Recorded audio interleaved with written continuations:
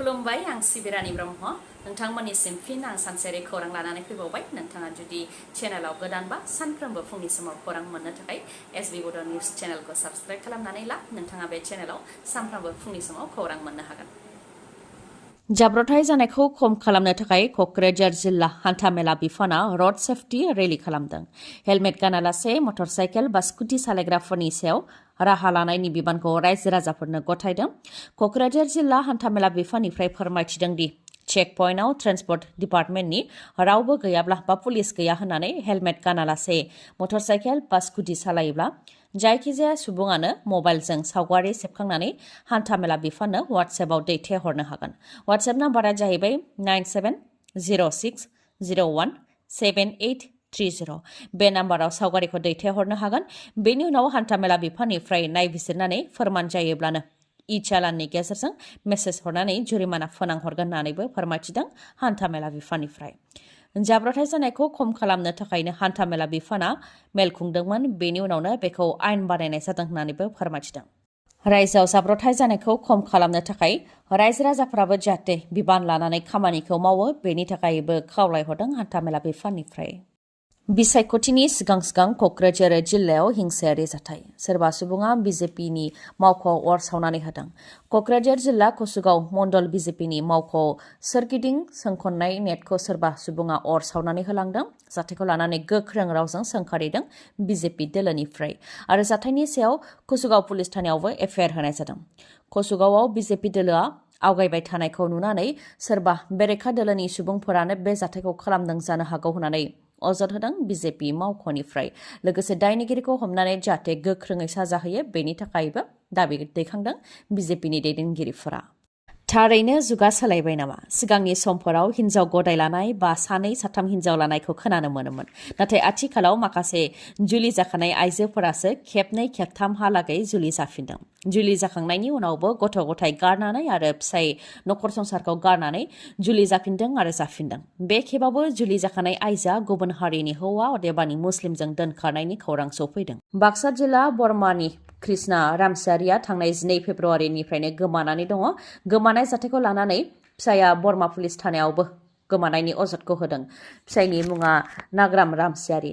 फोरमायथिनाय बायदिब्ला थांनाय 12 फेब्रुवारियावनो कृष्णा रामसियारि 35 बोसोर बैसोनि बिथाङा बरमानि पान्जाब नेशनेल बेंकआव थांनो होनानै न'निफ्राय ओंखारलांदोंमोन। नाथाय बे साननिफ्रायनो दिनैसिमबो न' फारसे गिदिंबोफिनाखै। फारसेथिं बिथांनि मबाइलाबो सुइच अफ।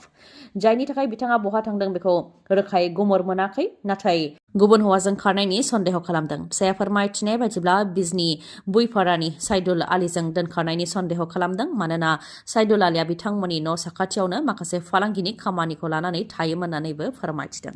बेनिखायनो सोरबाफोर कृष्णा रामसियारिखौ नुसनबायोबा नखराव खौरां हरनो थाखाय खावलायहरदों। खौरां हरनो थाखाय 9864941865 बे नाम्बाराव कल हरनो थाखाय खावलायहरदों। फैगौ 6 निफ्राय 22 फेब्रुवारिसिम अनलाइननि गेजेरजों हानि जेंनाखौ माबोरै सुस्रांनो हायो बेनि सायाव सांग्रांथि होनाय हाबाफारि लादों।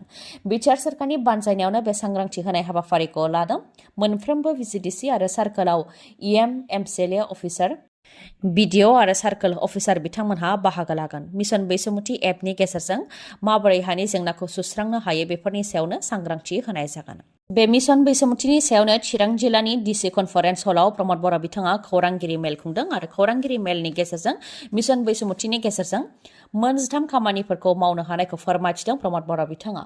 13 सिबिथायफोरा जाहैबाय बिमा बिफानिफ्राय मोननाय हाखौ नामजारि खालामनाय, नैथियाव दङ बायनाय फाननायनि उनाव हा नामजारि खालामनाय, थामथियाव दङ हा बोखावनाय, ब्रैथियाव दङ आबाद फोथारनिफ्राय आबाद नङै हासिम सोलायनाय, बाथियाव दङ पिरियडिक पाट्टानि सार्टिफिकेट होनाय, दथियाव दङ एनुवेल पाट्टानिफ्राय पिरियडिक पाट्टायाव लांनाय, स्निथियाव दङ सिमा थि खालामनाय, दाइनथियाव दङ पाट्टानिफ्राय मुं बोखारनाय, गुथियाव दङ मुं गेबें खालामफिननाय, जिथियाव दङ मबाइल नाम्बार सोलायनाय, जिसेथियाव दङ जमाबन्दीनि सार्टिफाइड कपि दिहुननाय, जिनैथियाव दङ सिटानि सार्टिफाइड कपि दिहुननाय आरो जिथामथियाव दङ लेन्ड हल्डिंनि सार्टिफिकेट दिहुननाय। बेफोर गासै 13 खामानिफोरखौ मिशन बैसोमुथि एपनि गेजेरजों अदेबानि अनलाइननि गेजेरजोंनो नोंथांमोनहा मावनानै लानो हागोन। बेनि अनगायैबो बे खौरांगिरि मेलनि गेजेरजोंनो प्रमद बर' बिथाङा फोरमायथिदों दि अन्थाइ क्वेरिखौ मोजां खालामनो थाखायबो गोदान पलिसि लानाय जादों सोलोंथाइनि थाखाय भिजिलेन्स टीम दानाय जादों गावसुंथानि थाखाय रांखान्थि जौगानायनि थाखाय आरो इन्डास्ट्रि गायसननायनि थाखायबो थांखि लानाय जादों होननानै फोरमायथिदों प्रमद बर' बिथाङा आरो मैयानि सानाव 19 प्रफेसारफोरनो एपइन्टमेन्ट होनाय जादों होननानै फोरमायथिदों बेनि अनगायैबो गुदि फरायसालियाव 1216 फोरोंगिरि पोस्ट आरो गेजेर फरायसालियाव 1464 फोरोंगिरि पोस्ट आरो आयदा फोरोंगिरिनि थाखाय गासै 141 पस्टनि थाखाय थाबैनो आनजाद खुंनानै फोरोंगिरिनि साख्रियाव थिसनथाइ होगोन होननानैबो रादाय होदों प्रमद बर' बिथाङा महिला उद्यमिता बिथांखिनि गेजेरजों आसाम सरकारनिफ्राय 35,000 रां मोननो थाखाय नोंथांमोनहा फर्मखौ लादोंमोन नामा जुदि नोंथांमोनहा गिबियाव 10,000 रां मोननो थाखाय फर्म लादोंमोन अब्ला फर्मखौ जमा होनायनि अक्ट'आ खाथियाव सौफैबाय थाबैनो नोंथांमोनहा फर्मखौ जमा होनो नांगोन अब्लासो नोंथांमोनहा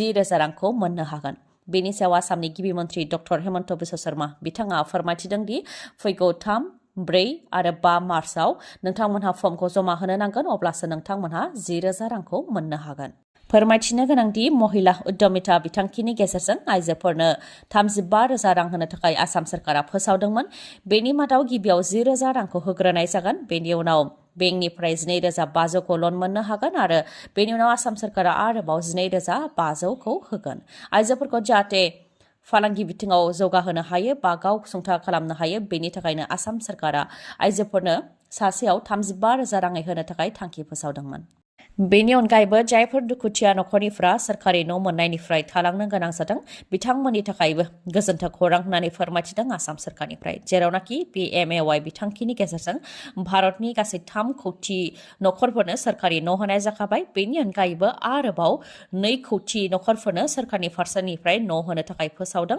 BTRआव बिथांखिनि गेजेरजों न' होनो थाखाय फोसावनायनि अनगायैबो मुख्यमन्त्रि आवास योजना बिथांखिनि गेजेरजोंबो रायजोआव न' मोननायनिफ्राय थालांनाय दुखिया नखरफोरनो न' होनो थाखाय फोसावदों मोनफ्रोमबो बियाबावनो 1,000 मुलाम्फायारिफोरनो न' होनाय जागोन होननानै फोरमायथिदों आसामनि गिबि मन्थ्रि डक्टर हेमन्त बिश्व शर्मा बिथाङा बेनि अनगायैबो फरायसाफोरनो राङारि अनसुंथाइ होनायनि बेलायावबो मुख्यमन्त्रि आत्मनिर्भर आसामनि गेजेरजों 2 लाख आरो 5 लाख रां होनो थाखाय आसामनि गिबि मन्थ्रिया फोसावदोंमोन बेनि 5 लाख रांखौ फरायसाफोरनो फैगौ मार्च दाननिफ्रायनो होनायखौ जागायजेनगोन होननानै फोरमायथिदों आसामनि गिबि मन्थ्रि डक्टर हेमन्त बिश्व शर्मा बिथाङा इन्जिनियार एग्रिकालचार भेटेनारि बेनि फरायसाफोरनो 5 लाख रांखौ होनाय जागोन 5 लाखनि मादाव 2,50,000खौ सरकारनि फारसेनिफ्राय होनाय जागोन आरो 2,50,000 लन जागोन जायखौ 10 बोसोरनि गेजेराव सुख'नो नांगोन बेनि अनगायैबो जायफोर फरायसाफ्रा 2 लाख रां मोननो थाखाय सायख'जागोन बिथांमोननोबो 1 लाख रांखौ साबसिडि महरै होनाय जागोन आरो 1 लाख रांखौ 5 बोसोरनि उनाव फैगौ 5 बोसोरनि गेजेराव अदेबानि 10 बोसोरनि गेजेराव सुख'फिननो नांगोन होननानै फोरमायथिदों खौरांखौ जोबजासे नायनायनि थाखाय गोजोन्थों नोंथाङा जुदि खौरांखौ मोजां मोनदोंबा अन्नानै लाइक कमेन्ट आरो शेयार खालामनो दाबाव गोजोन्थों